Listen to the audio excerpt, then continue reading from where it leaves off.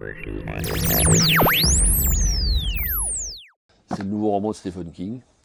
Alors d'aucuns diront que Stephen King c'est nul, c'est pas bien, c'est le gars qui vend le plus de livres dans le monde, donc automatiquement ça peut être que nul.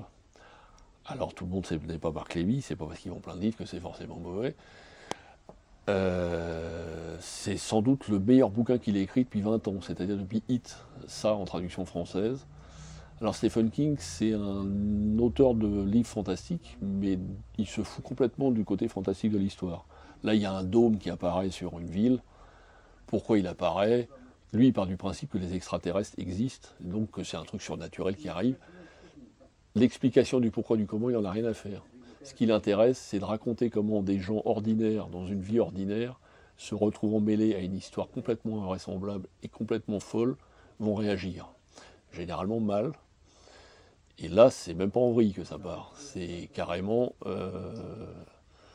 c'est règlement de compte à hockey choral, hein, c'est-à-dire que, bon, il va pas en rester beaucoup à l'arrivée, mais tout le talent de Stephen King, c'est ça, c'est de vraiment raconter, de disséquer les personnages. Là, il y en a plein, il y en a tellement qu'il y a un index au départ pour tous les personnages qu'il y a. On rentre là-dedans, il y a 1200 pages, je vous assure que moi, je l'ai lu en 4 jours.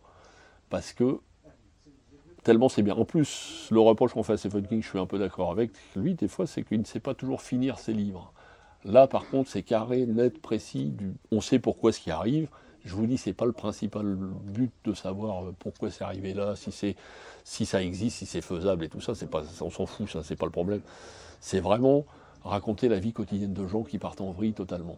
Et je pense que derrière cette description de gens qu'il fait, je pense qu'il règle aussi ses comptes avec une certaine éducation, une certaine façon de vivre de l'American Way of Life, et qu'à travers les personnages qu'il décrit, c'est-à-dire les bouseux d'un petit village du Maine, il règle des comptes avec la société américaine, je pense, parce qu'il n'est pas très tendre avec ses compatriotes, et c'est vrai qu'ils sont franchement neuneux hein, quand même par moment. Mais ça part en vrille, ça part d'une façon énorme, et c'est un bouquin absolument, c'est simple, quand c'est fini, on en redemande, on a envie que ça continue. Alors ça faisait très longtemps qu'il n'avait pas fait un bouquin comme ça, c'est le gars qui vend le plus de livres dans le monde, mais c'est pas parce que c'est celui qui vend le plus de livres dans le monde qu'il est forcément mauvais. C'est absolument un chef-d'œuvre.